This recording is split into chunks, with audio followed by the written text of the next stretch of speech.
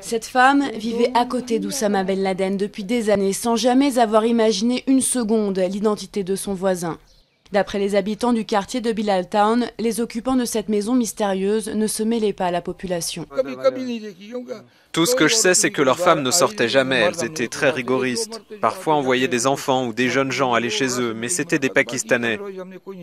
Et selon ces boulangers, 2 des compagnons de Ben Laden venaient acheter leur pain ici depuis plusieurs années. Pourtant, Abbottabad est une ville réputée paisible, où la majorité des habitants ne nourrit pas de sentiments anti-occidentaux. Mais certains voyaient en Ben Laden le principal opposant idéologique aux États-Unis, comme ce retraité de l'armée qui l'aurait bien volontiers accueilli chez lui. Pourquoi il devrait vivre dans des grottes, dans les montagnes? J'aime Oussama, oui, j'aime Oussama, c'est un combattant, il n'est pas hypocrite. Les Américains, eux, sont des hypocrites. Mais le lendemain de l'assaut américain, la grande majorité des habitants étaient sous le choc. Pour beaucoup d'entre eux, il est impossible que l'homme le plus recherché au monde ait vécu ici si longtemps sans que personne ne s'en aperçoive.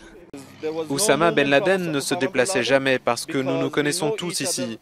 Vous voyez tous ces visages, je connais tous ces habitants d'Abbottabad. Il n'y avait pas d'étrangers. C'est une garnison militaire ici. Quand vous arrivez au milieu de la nuit, ils vous demandent toujours votre carte d'identité. Ils vous demandent d'où vous venez. Dans ce pays déjà meurtri par une vague d'attentats qui a coûté la vie à plus de 4000 personnes depuis 2007, on craint maintenant que les talibans pakistanais qui ont promis de venger la mort de Ben Laden mettent leurs menaces à exécution.